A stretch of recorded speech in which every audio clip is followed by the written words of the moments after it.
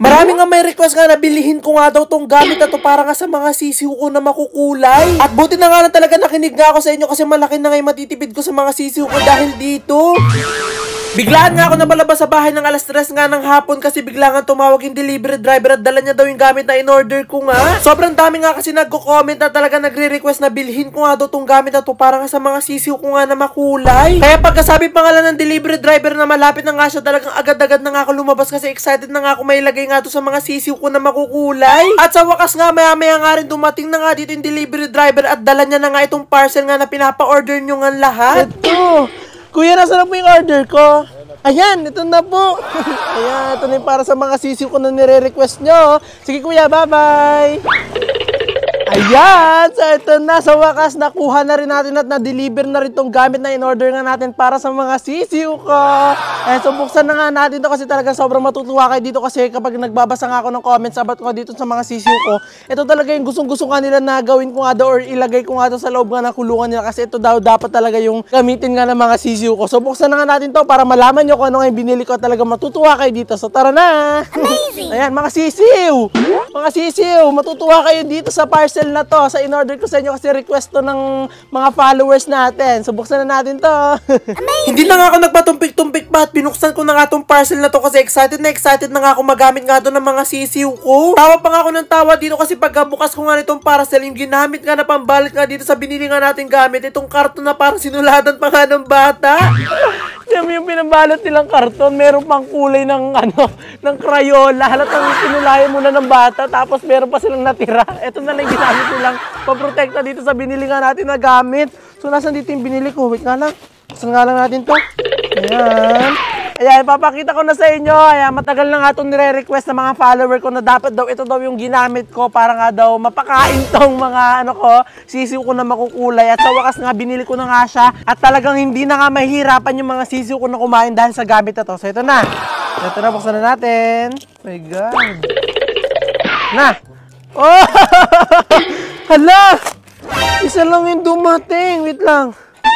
Ayan, so ito yung binili ko para sa mga sisiw ko. Kaso bakit isa lang, dalawa yung in-order ko?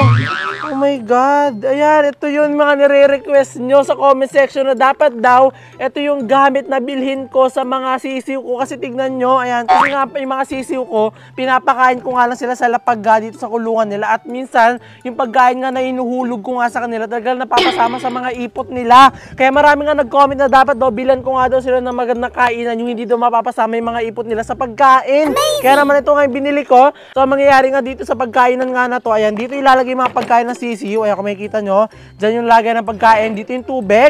Ayan, tapos dito lang isusuot ng mga sisiw yung ulo nila. Ayan, dyan nila isusuot yung mga ulo nila. Kung makikita nyo, may mga butas dyan marami. Dyan nila isusuot para makain nila yung pagkain, para makainom sila. Kaya hindi na nga mapapasama yung ipot nila sa pagkain kapag nakakain sila. Talagang makakatipid na nga ako sa pagkain. Kasi yung mga pagkain nga nila talaga nasasayang kasi yung iba sumasama dun sa ipot nila. So ito na, ayan, sobrang ganda. Ayan, sinunod ko na yung gusto niya, ha. Ayan, siguro order na naman ako ng isa pa. Parang nga doon sa mga sisiwan na nasa baba. Kasi kung makikita nyo, ayan, double deck nga kasi itong na to. Double deck. Ayan, may second floor nga kasi itong mansion nga ng mga sisiw ko. At mukhang sa taas ko nga lang ito mailalagay. Dahil isa nga lang yung dumating. Pero okay na yon. At ito nga yung gamit na yun na talaga nire-request nga ng mga followers namin simula nga nung in-upload ko ay mga video ko about sa mga sisiw ko. At buti na nga lang talaga nakinig nga ako sa mga comment nyo kasi kung hindi nga ako nakinig talaga masyado nga ako malaki nga yung gagastusin sa pagkain nga ng mga sisiw ko. Isa nga kasi sa malaki nga problema ito nga pakainan nga itong mga sisiw ko kasi pag nagpapakain nga ako dito nga sa lapag nga nila talagang iniiputan nga nila. Kaya ang ending nga hindi na nila makakain yung pagkain nila at lalagyan ko na naman ng panibagong pagkain nga at talagang nasasayang. Bago ko nga ilagay nga yung gamit na pinabili nyo nga sa akin para sa mga sisiw ko, papakita ko muna sa inyo kung gaano nga ako nasasayangan sa mga pagkain nga ng mga sisiw ko. Agad-agad ko nga muna pinalabas nga itong mga sisiw ko nga dito nga sa mansion nga nila para nga linisan nga muna itong mansion nila bago ko nga lagyan nga ng pagkain uli. Kada 3 araw nga talaga nililinisan ko nga palagi nga itong kanilang mansion kasi nga sobrang lagi nga dumi dahil nga sa mga ipot nga nila. Isa nga to sa mga responsibilidad ko nga bilang owner nga nito mga sisiw ko, yung linisin nga palagi nga yung kulungan nga nila o yung mansion nga nila. Kakalinis nga lang nitong mansion nga ng mga sisiw ko noong nakaraang araw pero ganito na nga agad kadumi. Talaga namang sobrang ako nagtataka kung gaano nga karami umipot nga itong mga sisiw ko sa isang araw kasi talaga sobrang dumi nga agad ng kulungan nga nila. Tinatanggal ko na nga sa mga oras nga na ito yung mga karton nga na tinapal ko nga dito sa kanilang mansion kasi dito nga nakalagay yung mga ipot nila. At dito pa nga lang makikita nyo na nga sa video na to na talaga sobrang ako nasasayangan sa pagkain nga ng mga bibi ko dahil nga yung mga pagkain nila sumasama sa ipot. At tinatanggal ko na nga itong pinaka-karton nga na nakatapal nga sa sahigan nitong mansion ng mga sisiw ko. Nagwalis naman ako sa loob para maalis na naman yung mga pagkain na nasayang nga. Ewan ko nga ba to sa mga sisiw ko kapag nga kasi naglalagay nga ako ng pagkain talagang kinakaykay nila yung pagkain kaya talagang kumakalat. Kaya nga ang ending lahat nga ng pagkain nila nagpupuntahan nga sa ilalim nga ng karton na talagang hindi nila nakakain at nasasayang. At maya-maya nga lang natapos na ako sa pagwawalis nga ng mga pagkain nga nasayang at ito na nga yung naging itsura nga ng kanilang mansion. Kapag nagganito ko na nga yung bahay nila at talagang nawalisan ko na nga ng ayos, tataparan ko na nga naman to ng panibago na namang karton. At talagang lagi nga ako nagpapabili nga ng karton para nga talaga sa sahigan itong mga bibi ko at sisiw ko. At isa pa nga to sa nagpapatagal nga sa akin sa paglilinis nga ng mansion ng mga sisiw ko kasi talagang pinapantay ko pa yung gupit nga nitong karton para nga pumantay sa pinakaloob nga ng mansion nila. Pero kahit ganito nga kadumi nga lagi nga yung mansion nga ng mga sisiw ko, talaga sobrang nga rin ako nag-i-enjoy kapag naglilinis nga ako ng mansion nga nila. Ang feeling ko nga lang dito para nga lang ako nagpapalit nga ng diaper ng mga sanggol. Hindi ko nga rin kasi pwede na hindi nga linisin nga itong mansion nga nila kasi baka nga magkasakit nga yung mga sisiw ko kapag nga sobrang dami ng ipot. At maya-maya nga lang sa wakas na ayos at nalinis ko na nga itong mansion ng mga sisiw ko at talagang wala na nga itong amoy at talagang mabango na nga. So ayan na, okay na, nalinis na nga natin tong kulungan nga nitong mga sisiw ko, itong mansion nga nila. So tara na, ibabalik na ulit natin sila dito sa loob at papakainin na natin sila gamit tong binili nga natin. So tara na! At bago ko nga ibigay nga sa mga sisiw ko nga yung bago nga nilang kainan, ibinalik ko nga muna nga sila dito nga sa malinis nga nilang ulit na mansion. Ewan ko nga ba dito sa mga sisiw ko, wala pa nga 3 seconds na nakakatapang nga sila dito sa malinis nga nilang bahay. Talagang iniputan na agad nila. Pero hindi na talaga bago sa akin yung kasi kung saan mo nga ilagay itong mga sisiw ko, talagang iiputan nila on the spot. Kung saan sila tumayo, doon na sila iipot.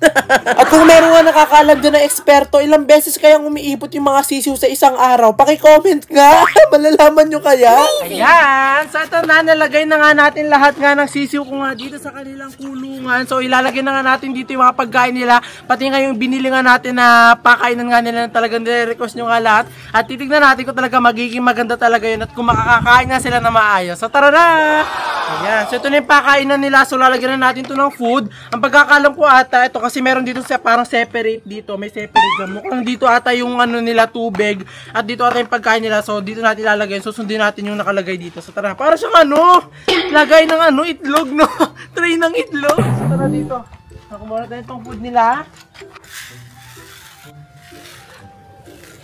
Ayan. Damihan na natin para talagang hindi na sila magutom. Okay na, nalagay na natin dito yung pinaka-food nila. Yung kung makikita nyo, ilalagay naman natin dito sa kabila yung tubig. So, let's go! So, ito na, yan, meron na silang tubig dito na may vitamin. So, lalagyan na naman natin. Ayan. Dalang. Ayan. Di ba parang baunan? Baunan? Parang baunan.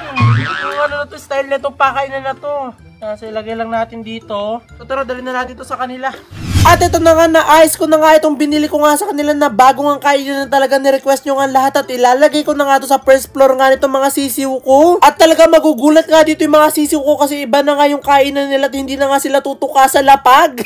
At doon nalagay ko na nga itong gamit na ni-request nyo nga nabilin ko para nga sa mga sisiw ko. Talaga sobrang nga akong kinabahan. Kapag nga kasi naglalagay nga ako ng pagkain o inumin nga dito nga sa mga sisiw ko, talagang inaatake agad nila pero ito talagang tahimik lang sila. Di ko nga alam kung naku-curious nga lang itong mga sisiw ko nga dito kasi nilagay ko, hindi pa sila nagugutom. At akala ko talaga masasayang nga lang itong binili ko nga talagang nirequest nyo nga sa akin, pero hindi pala. Kinikilala lang pala nila itong gamit nga na nilagay ko at maya-maya nga rin talagang kumain na nga sila gamit nga itong gamit na talagang nirequest nyo. Kinabahan pa nga ako dito kasi isa ko nga sisiw kasi sumampa pa nga siya sa pinakaibabaw. Akala ko dito siya iipot sa taas. Nalaman ko nga kung bakit nga talaga tumataas nga itong mga sisiw ko nga dito nga sa ibabaw nga ng gamit na nirequest nyo nga sa akin. Yung pala gusto nilang kaykayin yung pagkain sa loob. Pero buti na nga lang talaga may mga bilog-bilog nga dito na nakashape nga lang sa mga ulo nila kaya talaga hindi nila makakalat ng pagkain nila. At dahil nalagyan na nga natin ng inumin at pagkain ngayon second floor, syempre hindi mawawala ng first floor kasi mas maraming sisiw dun. At talagang pagkalagay ko pangalan nitong pagkain nila, talagang kinakalat na nga agad nila. Kaya talagang pagkatapos nga ng video na to, talagang o-order na nga agad ako ng panibagong ang gano'n na ni-request nyo ang gamit para nga hindi na nila ikalat yung pagkain nila at hindi na nila iputan. Kasi tignan nyo, wala pa nga 1 minute na pagkakalagay ko nga ng pagkain, talagang kinakalat na agad nila at iniputan pa nila yung pagkain nila. Pero habang ito namang mga nasa taas nga nasisiw, talaga sobrang linis nga ng pagkain nila at wala talagang kakalat-kalat. Kaya talagang maraming salamat nga sa request nyo at dahil nga sa inyo talagang hindi na nga magiging makalat nga tong second floor. At ano pa kayang pwedeng ibili nga dito sa mga sisiw ko para talaga maging maganda nga tong mansion nila? I-comment nyo naman at mag-suggest nga kayo.